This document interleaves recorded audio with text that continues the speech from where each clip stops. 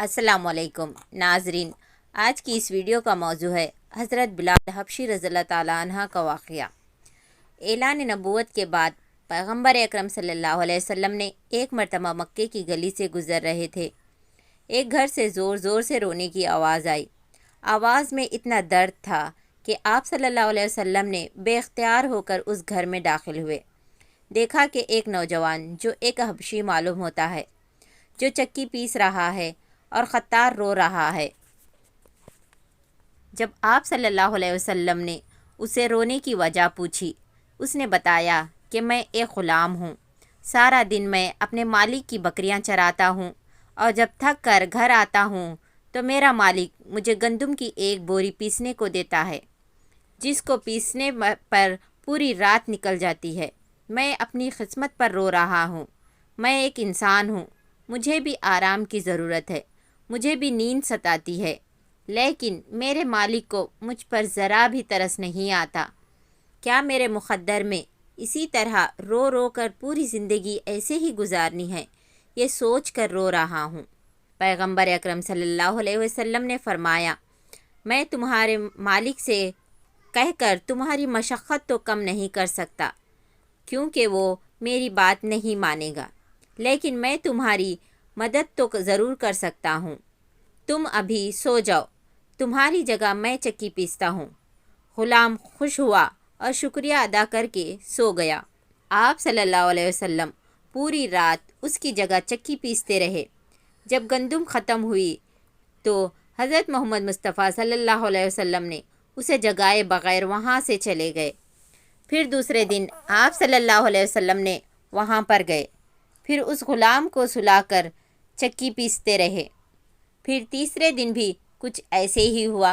آپ صلی اللہ علیہ وسلم اس غلام کے گھر گئے اور اسے سلا کر آپ پوری رات چکی پیستے رہے۔ پھر صبح ہوئی تو اپنے گھر تشریف لے آئے۔ جب چوتھے دن آپ وہاں تشریف لے گئے، اس غلام نے کہا، اے اللہ کے بندے، آپ کون ہیں اور آپ میرا اتنا خیال کیوں کر رہے ہیں؟ ہم غلاموں سے نہ کسی کو ڈر ہوتا ہے اور نہ کسی کو کوئی فائدہ ہوتا ہے، پھر آپ کیوں میری اتنی مدد کر رہے ہیں؟ رسول اللہ صلی اللہ علیہ وسلم نے فرمایا، میں یہ سب صرف انسانیت اور ہمدردی کے خاطر کر رہا ہوں اور مجھے تم سے کوئی غرض نہیں ہے۔ غلام نے کہا، آپ کون ہیں؟ پیغمبر اکرم صلی اللہ علیہ وسلم نے فرمایا، کیا تمہیں پتہ ہے مکہ میں ایک شخص ہے جو نبوت کا دعویٰ کر رہا ہے اور اس کا نام محمد ہے؟ اس غلام نے کہا، ہاں میں نے بھی سنا ہے، وہ شخص اپنے آپ کو نبی مانتا ہے اور خدائی کا دعویٰ، خدا کی دعوت دیتا ہے اور خدا واحد کی عبادت کرنے کی کہتا ہے۔ یہ سن کر اسی وقت آپ صلی اللہ علیہ وسلم نے فرمایا، تو میں وہی محمد ہوں۔ یہ سن کر غلام کہنے لگا، اگر آپ نبی ہو تو مجھے اپنا کلمہ پڑھاؤ، کیونکہ اتنا شفیق اور مہربان کوئی نبی ہی ہو سکتا ہے جو غلاموں کا اتنا خیال رکھے۔ اسی وقت آپ صلی اللہ علیہ وسلم نے اسے کلمہ پڑھا کر مسلمان کر دیا۔ پھر ساری دنیا نے دیکھا کہ اس غلام نے کیسی تکلیفیں اور مشقتیں جھیلی، لیکن دامن مصطفیٰ نہیں چھوڑا۔ اتنی تکلیفوں کے بعد بھی آپ نبی اکرم صلی اللہ علیہ وسلم کا دامن تھامے رکھا۔ اتنا آسان نہیں تھا، اتنی مشکلوں اور سختیوں کے بعد بھی وہ اپنے مصطفیٰ صلی اللہ علیہ وسلم کا دامن نہیں چھوڑا، جسے آج ساری دنیا بلال حبشی رضی اللہ تعالیٰ عنہ کے نام سے جانتی ہے۔ نبی کریم صلی اللہ علیہ وسلم کی محبت نے انہیں اپنا غلام بنا کر رہتی دنیا کے لیے مثال بنا دیا۔ امیہ ابن خلف مکہ کے سرداروں میں سے ایک تھا، جس کے یہاں ہزاروں شخص غلامی کرتے تھے، جو بہت ہی بے رحم تھا اور بتوں کی پوجا کرتا اور مسلمانوں کے سخت خلاف تھا۔ ایک دن اس نے اپنے تمام غلاموں سے پوچھا، بتاؤ تم میں سے کسی نے بتوں کو پوجنا چھوڑ دیا ہے اور کسی اور کے خدا کو اپنا خدا مانتے ہو؟ اس وقت حضرت بلال جو غلام تھے کہنے لگے، ہاں میں محمد کے خدا پر ایمان رکھتا ہوں اور اللہ کی عبادت کرتا ہوں۔ یہ سن کر امیہ بن خلف نے کہا، اگر تم ہمارے بتوں کو پوجنا چھوڑ کر اس کے معبود کی عبادت کرو گے تو یہ بالکل شوبہ نہیں دیتا اور ایسا لگتا ہے تم ہمارے خلاف ہو۔ اگر تمہیں اپنی زندگی سے نفرت ہے یا تمہیں اپنی زندگی پیاری نہیں ہے، اگر تمہیں تمہاری زندگی پیاری ہے تو اس کے ایمان سے باز آ جاؤ، ورنہ اپنی زندگی سے ہاتھ دھو بیٹھو گے۔ یہ سننے کے بعد بھی حضرت بلال نے اپنے ایمان پر ڈٹے رہے۔ اس غلام کے دل میں پیغمبر اکرم صلی اللہ علیہ وسلم کے لیے اتنی محبت تھی کہ وہ اپنی زندگی کو بھی آپ صلی اللہ علیہ وسلم پر نچھاور کرنے کو تیار ہو گیا۔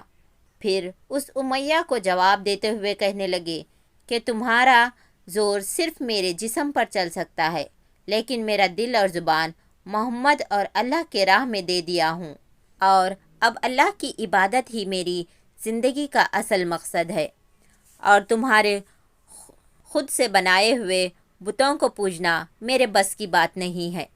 یہ جواب سن کر امیہ بن خلف غضب و غیظ سے آگ بگولا ہو گیا اور کہنے لگا، ایک غلام کی یہ جرت کہ وہ میرے سامنے کھڑے ہو کر مجھ سے زبان دراز کرتا ہے، یہ میں بالکل برداشت نہیں کر سکتا۔ اور اب تو اپنی بے دینی کا مزہ چکھ، اب میں بھی دیکھتا ہوں محمد اور اس کا خدا تجھے کیسے بچاتے ہیں۔ اور اس وقت سے امیہ کے تشدد شروع ہو گئے۔ مکہ کی زمین گرمی کے سبب بڑی مشہور تھی۔ امیہ نے اپنے غلام بلال کو دوپہر کے وقت تپتی ہوئی ریت پر لٹا کر بھاری پتھر سینے پر رکھ دیتا تھا تاکہ وہ کروٹ نہ لے سکے، اور کہتا تھا کہ محمد کے دین سے باز آ جا۔ لیکن اتنے ظلم کے باوجود بھی اس غلام کے منہ سے صرف اور صرف عہد کے سوا کچھ نہیں نکلتا تھا۔ یہ دیکھ کر امیہ مزید غضبناک ہو کر اذیتیں مزید بڑھاتا جاتا۔ ایک دن امیہ نے حد کر دی، اپنے غلام کو ایک دن کے لیے بھوکا اور پیاسا رکھا اور اسے گرم تپتی ہوئی ریت پر لٹا دیا اور اسے تڑپتا ہوا دیکھتا رہا، لیکن وہ غلام اپنے ایمان اور اسلام سے باز نہیں آیا۔ یہ دیکھ کر امیہ نے مکہ سے کچھ لڑکوں کو بلایا اور کہنے لگا، اسے اتنی اذیتیں دو کہ وہ تھک ہار کر اسلام سے باز آ جائے۔ لیکن ان کی یہ چال بھی ناکام ہوئی۔ اتنے سختیاں، ظلم، ستم کو سہنے والے وہ کوئی اور نہیں بلکہ حضرت بلال حبشی رضی اللہ تعالی عنہ تھے۔ ایک دن حضرت ابوبکر صدیق رضی اللہ تعالی عنہ کا گزر وہاں سے ہوا اور حضرت بلال حبشی کو تڑپتے ہوئے دیکھا تو امیہ سے کہنے لگے، اے امیہ، اس بے قصور غلام پر اتنی ظلم نہ کر، اس نے تمہارا کیا بگاڑا ہے؟ یہ تو خدا واحد کی عبادت کرتا ہے۔ یہ سن کر امیہ کہنے لگا، میں اس خیالوں کو نہیں مانتا اور نہ کوئی آخرت پر یقین رکھتا ہوں، میں وہ کروں گا جو میرا دل چاہتا ہے۔ یہ بات سن کر حضرت ابوبکر صدیق رضی اللہ تعالی عنہ نہایت ہی غمزدہ ہوئے، لیکن پھر بھی وہ اسے سمجھاتے رہے۔ امیہ نے ابوبکر صدیق رضی اللہ تعالی عنہ کی باتوں سے تنگ آ کر کہنے لگا، اگر تمہیں اس کی اتنی فکر ہے تو اسے خرید کیوں نہیں لیتے؟ اسی لمحے حضرت ابوبکر صدیق رضی اللہ تعالیٰ عنہ نے کہا، بتاؤ تم اس غلام کا کیا لوگے؟ امیہ کہنے لگا، تمہارے پاس جو غلام ہے جس کا نام فستادرمی ہے وہ مجھے دے دے اور اس کو لے جاؤ۔ حضرت ابوبکر صدیق رضی اللہ تعالیٰ عنہ تیار ہوئے، لیکن امیہ جانتا تھا کہ جو خستادرمی غلام ہے وہ ایک کارآمد غلام ہے، اس کی قیمت زیادہ ہے۔ آپ نے فوراً قبول فرمایا، لیکن امیہ کو سخت مایوسی ہوئی اور اس نے ساتھ ہی 40 فوقیہ چاندی کی فرمائش کی۔ اسے بھی آپ ابوبکر صدیق رضی اللہ تعالی عنہ نے باخوشی ادا کیا اور حضرت بلال رضی اللہ تعالی عنہ کو ساتھ لے کر دربار رسالت میں داخل ہوئے، سارا ماجرا سنایا۔ آپ صلی اللہ علیہ وسلم نہایت ہی خوش ہوئے اور کہا، اے ابوبکر، مجھے بھی اس نیک کام میں شامل کر دو۔ حضرت ابوبکر صدیق رضی اللہ تعالی عنہ نے کہا، اے رسول خدا، میں اسے دین کی راہ میں آزاد کر چکا ہوں۔ یہ سن کر آپ صلی اللہ علیہ وسلم کے زبان سے کلمہ رحمت جاری ہو گیا۔ حضرت بلال رضی اللہ تعالی عنہ 28 سال غلامی میں گزار دی، کیونکہ وہ نہایت ہی نیک اور پاکیزہ اور خوشمزاج تھے۔ جب آپ پیغمبر اکرم صلی اللہ علیہ وسلم نے دین کی دعوت دی، آپ نے فوراً قبول کر لیا اور آپ سابق الاولین کے جماعت میں شامل ہو گئے۔ رہائی کے بعد آپ بلال حبشی رضی اللہ تعالی عنہ ہمیشہ آپ صلی اللہ علیہ وسلم کی خدمت میں حاضر رہتے، دل و جان سے نبی پاک صلی اللہ علیہ وسلم کی خدمت بجا لاتے۔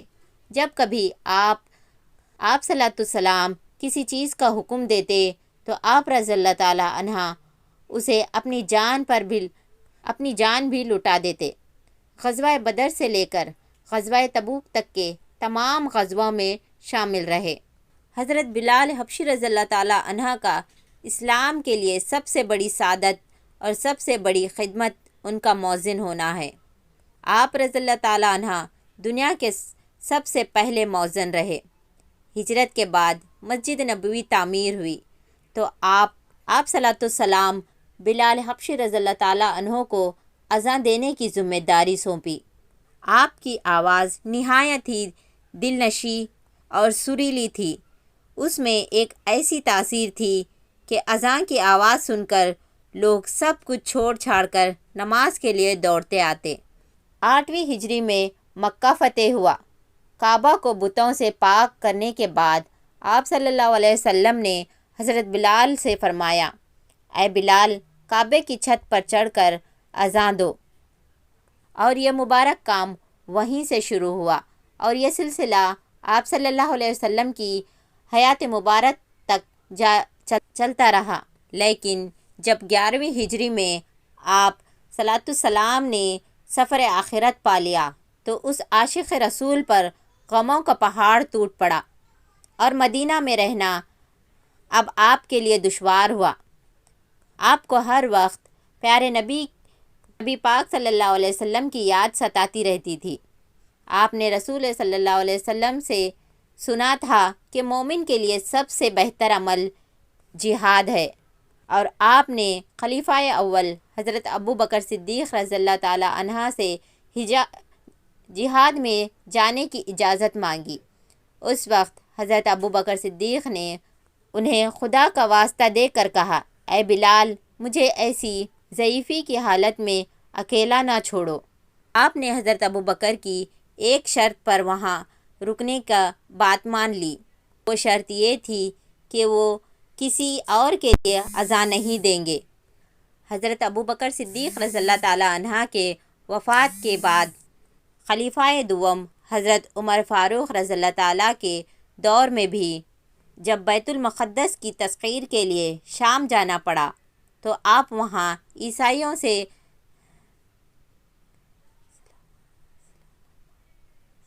صلح نامہ پانے کے بعد حضرت عمر فاروق رضی اللہ تعالیٰ عنہ نے ایک خطبہ دیا اور حضرت بلال رضی اللہ تعالیٰ عنہ سے درخواست کی کہ آج جب قبلہ اول پر توحید کا پرچم لہرا دیا ہے تو اس باعزت موقع پر آپ اذان دیں تو ہم آپ کے شکر گزار رہیں گے۔ حضرت بلال حبشی رضی اللہ تعالیٰ عنہ نے یہیں سے اذان دینے شروع کی تو تمام صحابہ اکرام کو عہد نبوی کی مبارک یاد تازہ ہو گئی۔ امید کرتے ہیں کہ آپ سبھی کو ویڈیو پسند آئی ہوگی۔ اسی طرح کی اور مزید ویڈیوز کے لیے چینل کو لائک اور سبسکرائب کر دیں تاکہ اور انٹرسٹنگ ویڈیوز آپ تک پہنچتی رہے۔